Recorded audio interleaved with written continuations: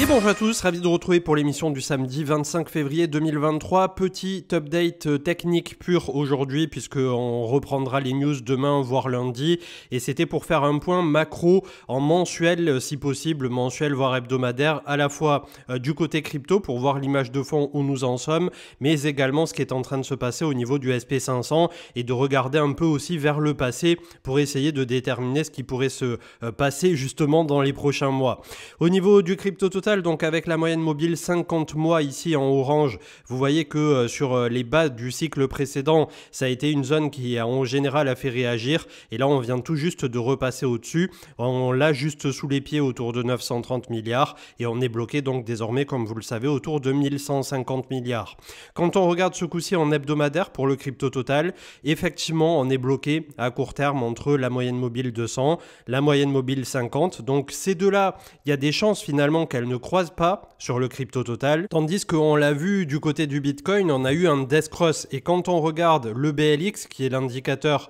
sur lequel on a le plus d'historique puisqu'on peut remonter jusqu'à 2011, effectivement là c'est la première fois, on avait failli l'avoir en 2015 et on l'avait pas eu du tout en 2018, mais c'est la première fois qu'on a ces deux moyennes mobiles qui viennent se télescoper à la baisse, donc ça en fait une zone absolue de résistance en hebdomadaire déjà autour de 25 000 et quand on regarde en mensuel ce coup-ci, et là c'est juste sur le BLX qu'on peut le voir pour voir que justement en 2015 c'était une zone extrêmement importante, en 2018 aussi, au moment du crack Covid en 2020, et là pour l'instant on a une hésitation sur le Bitcoin en mensuel autour de cette moyenne mobile 50 qui se trouve où? Pile poil autour de 24 à 25 000 $. Donc vraiment on peut constater à cette occasion que pour le marché crypto en tout cas, toute la polarité se passe autour du Bitcoin et autour de cette zone critique des 25 000 $. Ça sera pas, comme on disait dans les dernières émissions, une mince affaire à passer. C'est pour ça qu'on risque d'y passer un petit moment. Et quand on regarde un peu, là aussi vers le passé en hebdomadaire, ce qui s'est déroulé au cycle précédent, eh bien on avait eu une pause d'à peu près un mois ici en avril 2019 avant de réussir à franchir cette dernière qui nous avait permis de véritablement lancer ce rallye haussier qui était assez conséquent de 5 500 $ jusqu'à quasi 14 000. Donc là finalement, si on arrive à s'affranchir des 25 000, on verra dans un premier temps les 28 à 30 et les plus optimistes disent jusqu'à 35-40 avec des retracements de Fibo. On avait vu que, et bien que là je sois en échelle logarithmique, donc ça sera peut-être pas les chiffres exacts, mais en gros 0,382 on était autour de 36 000 $, le 0,5 on était à 42 000, le 0,68 on était à 48 000. Donc dans tous les cas, c'est vrai qu'on pourrait avoir un rebond et après 4 trimestres de baisse consécutive en 2022, c'est quelque chose qu'on aurait pu attendre un peu comme début 2019, sauf que le macro étant ce qu'il est depuis désormais plus d'un an, on a toujours le côté guerre en Ukraine. On a certes le QE, le quantitative easing qui est en cours du côté chinois avec beaucoup d'argent et vous l'aurez peut-être constaté d'ailleurs ces derniers temps du côté du marché crypto que c'est sur les sessions asiatiques nocturnes pour nous qui sommes la plupart du temps en Europe. Bien évidemment, je sais qu'au niveau de l'auditoire, il y en a plein qui sont expatriés un peu au travers du monde, mais globalement en se concentrant sur un fuseau horaire qui est plutôt central au niveau européen, c'est vrai que ça a tendance à pousser pour nous plutôt la nuit ces temps-ci, ce qui voudrait dire que c'est l'Asie en ce moment qui est plutôt à l'achat, tandis que les États-Unis n'ont pas l'air de vouloir se bousculer au portillon. Et pour cause, puisque le SP500 a connu un échec à nouveau autour de 4200 points juste avant, et quand on regarde en mensuel là aussi, c'est tout simplement des points qui sont défendus autour de cette fameuse moyenne mobile 50 mois. Donc c'est vrai que quand on observe là aussi pour faire un tout petit peu de rétrospective, on avait eu l'explosion de la bulle internet dans les années 2000, on était passé de 1500 points approximativement à sous les 800 points pour le SP500. On tente un premier rallye jusqu'en 2017 où ça aurait pu partir à nouveau. On était aux portes de cette ATH. Malheureusement, on a les subprimes derrière et on se reprend. Je crois que c'était un bon moins 50% à l'époque, peut-être plus. Ouais, on était sur moins 57, donc c'était assez extraordinaire aussi. Et de là, depuis ce point bas, depuis cette mèche autour de 665 points pour le SP500, on est allé se hisser quasi en ligne droite avec des accidents de parcours malgré tout jusqu'à 4800 points. Sachant que là aussi, au moment du crack Covid, on avait pris une descente assez infernale puisque de mèche à mèche, on était sur un moins de 35% pour le SP500, ce qui malgré tout, quand on voit que le monde a été mis à l'arrêt au moment du Covid, et sans commune mesure en termes de drawdown par rapport à ce qu'on avait eu ici à l'époque des subprimes, c'était une véritable panique qui elle-même était plus grande que la crise Internet. Donc à ce jour, qu'est-ce qui peut nous arriver de plus gros, de plus conséquent que ce qu'on a traversé notamment en mars 2020? C'est plutôt ça la question qu'on devrait tous se poser par rapport à ce marché US. Après, est-ce qu'il est haut? Est-ce qu'il est cher payé? Est-ce que les actions américaines sont surpondérées? Voilà, il y en a beaucoup qui vous diront oui, il y en a qui vous diront non, et que de toute façon, l'économie n'a de cesse est vouée tout simplement à continuer à se tirer vers le haut. En tout cas, on en est là. Pour le crypto total des alts, je fais un petit switch du côté des alts pour repasser ensuite au niveau du SP500 et des actions américaines. On est au-dessus de cette fameuse moyenne mobile 50 qui est entre 440 milliards en bas et autour de 650 milliards en haut. On l'avait vu entre 600 et 700, c'est ce qui nous sépare d'une petite accélération de 100 milliards supplémentaires au niveau des alts. Donc pour l'instant, mise à plat totale, un peu comme on l'avait eu ici en 2019 et à nouveau lors de cette zone de désintérêt entre fin 2019 et début 2020. À voir ce qui pourra en ressortir, mais comme on peut le constater aussi à cette occasion, c'est un peu la zone à ne pas perdre par la suite. Si on avait, si vous voulez, des vendeurs qui à nouveau se mettaient à shorter un peu de concert le marché crypto et qu'on retrouvait un Bitcoin sous l'ex-point bas des 15 500, ce qui à mon sens, quand on regarde comme ça purement techniquement, chartistement, mais que aussi on regarde le fondamental qu'on a traversé cette dernière année, Terra UST suivi de FTX, suivi de toutes les tempêtes de giga merde qu'on s'est pris sur la tronche en 2022, franchement, je ne sais pas ce qui pourrait advenir là maintenant pour aller repropulser le Bitcoin à 10 ou 12 000. Ça peut toujours arriver, on peut avoir demain tous les stablecoins bannis, on peut avoir Binance qui saute, on peut avoir, comme je dis souvent en plaisantant, les extraterrestres qui débarquent. Mais voilà, un peu de pragmatisme, un peu de conscience posée, éveillée si je puis dire. Et quand on fait la somme de tout ce qu'on a traversé, du retracement de moins 75% pour Bitcoin, les alts qui comme d'habitude se sont pris des moins 90, moins 95, moins 98%, on est à peu près dans les clous de ce qu'on a toujours traversé pour le marché crypto. Et donc je refais mon pont par rapport au marché US et c'est vrai qu'en regardant un hebdomadaire, on est toujours dans cette expectative de si cette figure technique qui ressemble sensiblement à une épaule tête-épaule inversée pourrait se réaliser, et à ce moment-là il ne faudrait pas descendre beaucoup plus bas que ce qu'on est en train de le faire parce que voilà, on ne sait pas trop à court terme comment le marché peut anticiper le fait qu'on ait un soft landing alors que finalement les métriques nous démontrent au fur et à mesure qu'elles sortent au travers du temps que c'est pas si reluisant que ça pour l'inflation. Et c'est vrai que les marchés sont partis là pour début 2023 un peu la fleur au fusil, surprenant une majorité d'analystes de consensus qui même pour le CAC 40 étaient tous hallucinés qu'on revienne titiller les ex-ATH, donc c'est quelque chose que la majorité n'avait pas vu venir. De même que le quantitative easing chinois, pas grand monde pouvait se dire que suite à la réouverture de la Chine, ils allaient injecter autant de liquidités. Donc on en est là, on a un marché US qui semble en apparence un peu boudé à court terme, qui peut-être lui aussi se cherche et est en train de se dire peut-être que ça sera pas un si soft landing que ça, mais que ça sera un peu plus dur que ce qu'on l'espérait ou qu'on laisse compter. Et finalement, c'est aussi toutes ces inconnues qui font que à court terme, pour le marché crypto, on est en train de se poser énormément de questions. Je repasse avant de vous passer quelques actions américaines pour esquisser tout simplement mon propos. Le côté Ether qui lui est entre la moyenne mobile 200 et la moyenne mobile 50. Sauf que là, comme vous l'avez vu à l'écran, on est à 51 000 $. Et qu'est-ce qui vaut 51 000 $ ce matin? Eh bien, c'est tout simplement un nœud Ether. Et je voulais faire un peu de rétrospective, de voir d'où on vient et où l'on va. Puisque pour Ether, tout simplement, un nœud, 32 Ether, un validateur, c'était 2545 $ au point bas de 2018, tandis que le point haut de novembre 2021 était à 158 000 $ pour ce même nœud que vous auriez pu acheter en 2018. Alors le but c'est pas de faire de dire oui il y en a qui ont eu des Ethers à 80 ou 100 $, de même que précédemment il y en a qui ont eu des Ethers à 1 $ à l'ICO ou même un peu moins cher au moment de l'ICO. Bref, le but c'est pas d'essayer de dire aux gens voilà c'est trop tard pour toi ou quoi que ce soit. fois, c'est plutôt de raisonner en termes de validateurs et en termes de masternode. Pourquoi? Puisque suite à cette hausse de 6223% précisément, allez on va dire 6000 à 6200%, là on est sûr que ce coup-ci on va pas refaire 6000%. Donc en gros on a fait un x60 plus pour Ether au dernier cycle. Si déjà à ce cycle on faisait entre x5 et x10, ça serait extraordinaire, vous vous en doutez bien. Toujours est-il, on peut constater à cette occasion que comme sur les premières itérations des cycles de Bitcoin, on a des cycles qui continuent de monter tout simplement par le haut, au niveau de Ether.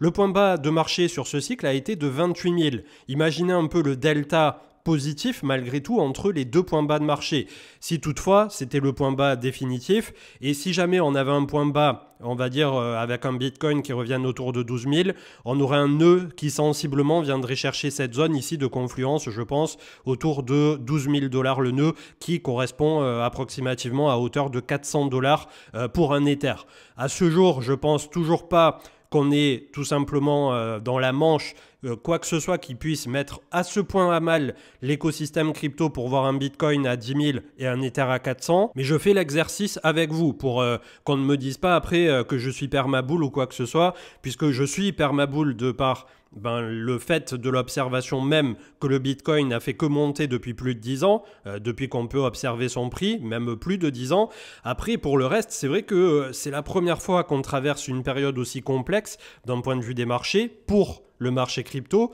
qui n'a connu que, on va dire, un marché propice macro depuis une bonne dizaine d'années, bien que ça soit pas tout à fait vrai, mais je préfère englober ça sur une dizaine d'années positives. Et là, c'est vrai que depuis 2-3 ans, c'est assez compliqué, et d'autant plus depuis 2022. Donc, pour Ether en particulier, désormais, en plus d'un Ether qui ce matin est autour de 1600 $, je raisonnerai peut-être aussi en nœuds, puisque autour de 50 000 $, et c'était encore Monsieur TK à Mining qui le disait sur Twitter, on a des nœuds d'autres validateurs qui la plupart du temps sont autour de 80, 100 000 $, voire beaucoup plus. Je ne sais pas s'il ne disait pas que Atom, un node de Atom complet, c'est autour de 1,5 million, 500 000 $ aujourd'hui. Donc c'est un peu un raisonnement qui peut se tenir, ne pas se tenir, vous me direz dans les commentaires, mais je pense qu'à ce jour, quand le nœud de Ether était autour de 24 000 $ sur ce point bas de marché, quand il était à 880 $ lors de la descente de Terra UST,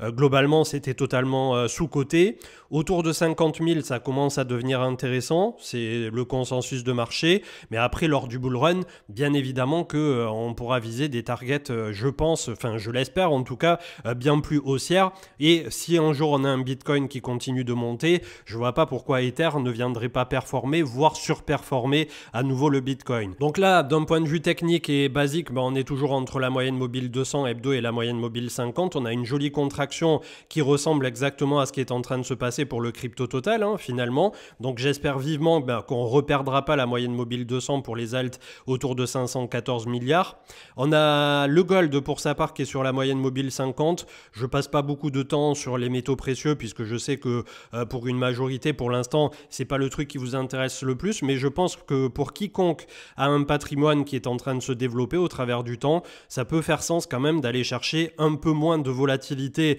pour une toute petite partie de son portefeuille quand on est embringué à l'année comme ça dans les cryptos où on se prend de la volatilité à gogo et un peu dans tous les sens. Et on clôturera avec une action américaine, c'était Nvidia, et honnêtement je fais tellement d'émissions, je sais plus quand est-ce que je vous en avais parlé, je sais qu'on a parlé assez régulièrement un peu de Apple, pas mal de Tesla puisque c'est une des actions que j'aime bien à titre perso, donc forcément je vous parle des trucs que j'aime bien et sur lesquels je suis exposé. On avait parlé un peu de Microsoft, on avait parlé rapidement de AMD, il y avait eu Netflix sur son point bas et il y avait Nvidia. Nvidia, épaule, tête, épaule inversée d'anthologie juste parfaite. On a eu ici le breakout autour de 195 $, elle est en train d'accélérer autour de 233. Je vais commencer à sortir de ma position qui était rentrée autour de 110 à 120 $. J'avais eu ici le point bas tout simplement puisqu'on était sous l'écart type, sous la moyenne mobile 200 et qu'on était en train de toucher le 0,786 autour des 110 $.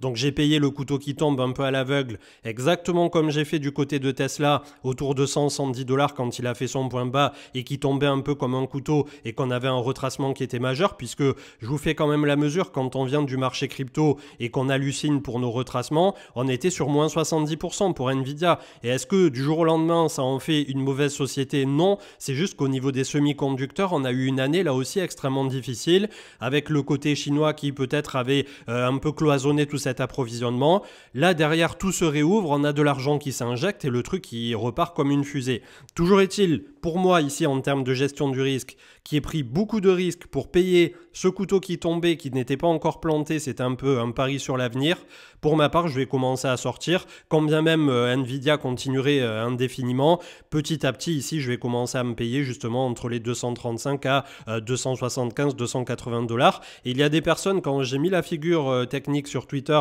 qui m'ont dit « Mais pourquoi elle vient tout juste de sortir, elle est en train de se réaliser ?» Donc en gros, on peut viser l'intégralité du mât ici, purement chartistement parlant, ce qui fait que ça nous ramène pas très loin, je pense, des ex-points hauts, quelque part entre 280 et 345 $. Mais voilà, je préfère sortir toujours un petit peu en avance, et surtout quand on voit qu'on a le RSI qui est en train d'arriver en surachat. Bien évidemment qu'on a encore de l'upside de potentiel ici au niveau de Nvidia, mais j'estime qu'en ayant eu le point bas sur ce coup-ci autour de l'automne 2022, un peu comme ce qui aurait payé en décembre 2018, voilà, je joue la prudence aussi. C'est là aussi où je me rends compte que finalement, j'ai pas un côté investisseur qui est très rationnel ou qui est très rigoureux, mais j'aime bien, de par la volatilité à laquelle nous a habitué le marché crypto, jouer les écarts types, c'est-à-dire les moments où d'un seul coup le titre perd comme ça 20%, 30% sur une semaine, où il y a des résultats qui malgré tout ne sont pas désastreux.